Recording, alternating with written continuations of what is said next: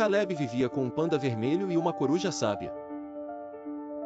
Certo dia, ele se perdeu na misteriosa Floresta dos Espinhos.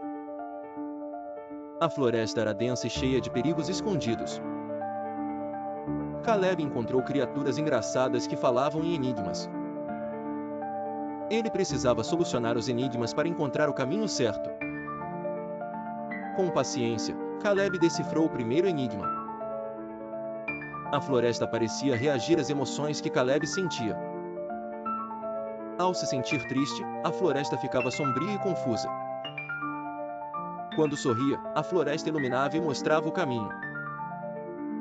Caleb percebeu que controlar suas emoções era essencial. Um engraçado sapo verde contou uma charada difícil. Pensativo, Caleb finalmente resolveu e passou pelo sapo. Cruzar um rio de pedras foi o próximo desafio. Uma diversão, uma ponte apareceu quando Caleb riu.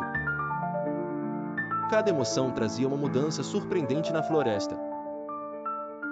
Caleb encontrou uma velha raposa que contou histórias sábias.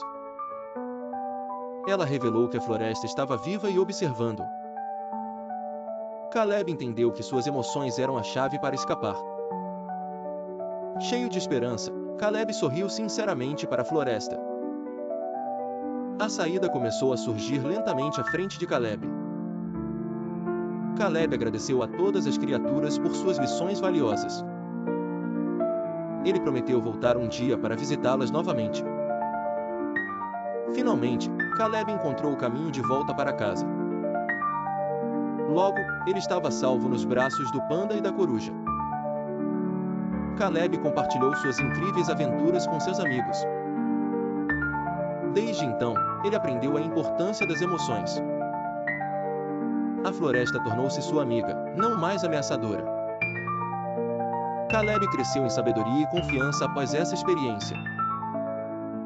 A amizade e a ligação com a floresta eram eternas. Assim, Caleb viveu feliz e grato pelas suas aventuras. Fim de uma aventura mágica na Floresta dos Espinhos.